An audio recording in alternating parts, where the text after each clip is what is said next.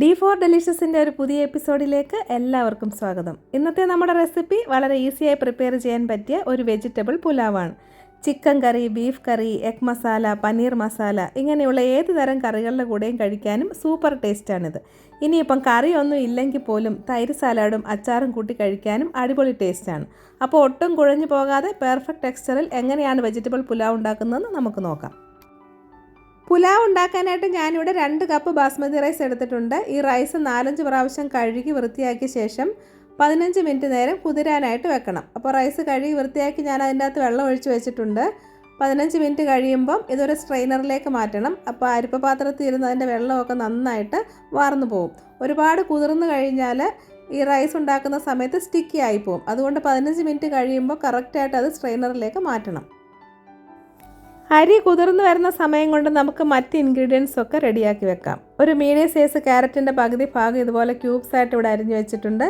പിന്നെ വേണ്ടത് ബീൻസ് ആണ്. 6-7 ബീൻസ് എടുക്കാം. അതും ഇതുപോലെ ചെറുതായിട്ട് അരിഞ്ഞെടുക്കാം. ഒരു മീഡിയം സൈസ് പൊട്ടറ്റോയുടെ പകുതി ഭാഗം ഇതുപോലെ ക്യൂബ്സ് ആയിട്ട് കട്ട് ചെയ്ത് വെച്ചിട്ടുണ്ട്. വെജിറ്റബിൾസിൻ്റെ അളവൊക്കെ നിങ്ങളുടെ ഇഷ്ടത്തിനനുസരിച്ച് അങ്ങോട്ടോ ഇങ്ങോട്ടോ മാറ്റം വരുത്താം. പിന്നെ ഞാൻ അല്പം ഫ്രോസൺ ഗ്രീൻ പീസ് എടുത്തിട്ടുണ്ട്. ഇത് സാധാരണ എല്ലാ സൂപ്പർ മാർക്കറ്റ്സിലും വാങ്ങാൻ കിട്ടും ഫ്രോസൺ ഗ്രീൻ പീസ്. അതൊരു 1/4 കപ്പാണ് എടുത്തേക്കുന്നത്. പിന്നെ ഒരു സവാളയുടെ പകുതി ഭാഗം ഇങ്ങനെ നീളത്തിൽ കട്ട് ചെയ്ത് എടുത്തിട്ടുണ്ട്. എരിവിനായിട്ട് 2 പച്ചമുളകും എടുത്തിട്ടുണ്ട്. പച്ചമുളക് നിങ്ങൾക്ക് വേണമെങ്കിൽ അളവിൽ കുറവ് വരുത്താം. ഒരു പച്ചമുളക് എടുത്താലും മതിയാകും. ഇനി കുറച്ച് ഡ്രൈ സ്പൈസസ് ഒക്കെ എടുക്കാം. 5 ഗ്രാമ്പൂ, 4 ഏലക്ക, 6 കുരുമുളക്, പിന്നെ 1/4 ടീസ്പൂൺ ഷാജീര. നമ്മൾ ബിരിയാണിയിലൊക്കെ ചേർക്കുന്ന ജീരകമാണിത്. ഇത് നിങ്ങളുടെ കയ്യിലില്ലെങ്കിൽ നമ്മുടെ ചെറിയ ജീരകം ഉണ്ടല്ലോ തോരൻ്റെ അകത്തൊക്കെ അരയ്ക്കുന്നത്, ആ ജീരകം 1/4 ടീസ്പൂൺ എടുക്കാം. പിന്നെ 2 കഷ്ണം പട്ട എടുക്കാം. ഇനി നമുക്ക് പ്രിപ്പറേഷൻ തുടങ്ങാം.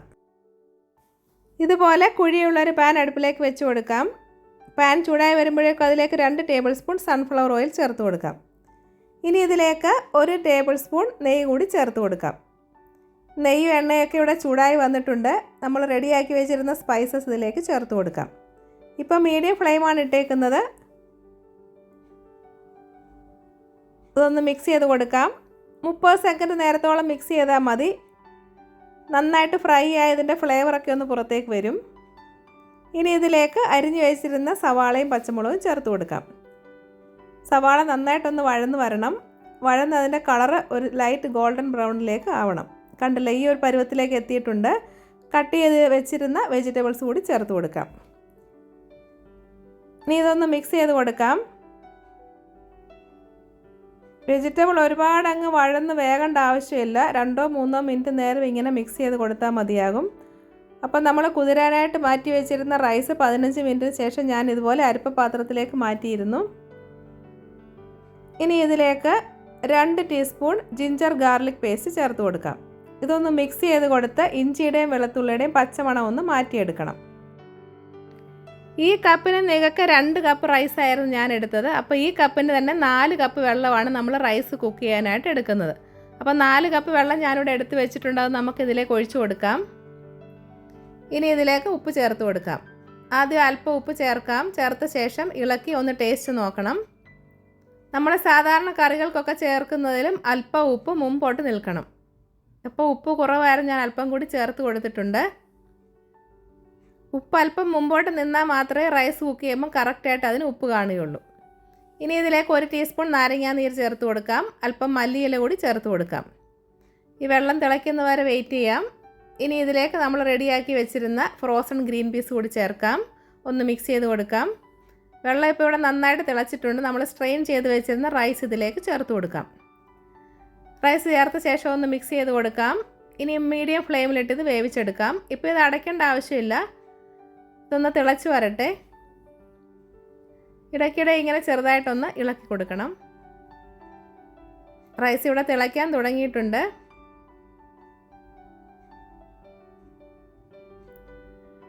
ഇടയ്ക്കൊന്ന് മിക്സ് ചെയ്ത് കൊടുക്കണം, അല്ലെങ്കിൽ വെജിറ്റബിൾസ് മുകളിൽ മാത്രം ഇങ്ങനെ പൊങ്ങിക്കിടക്കും.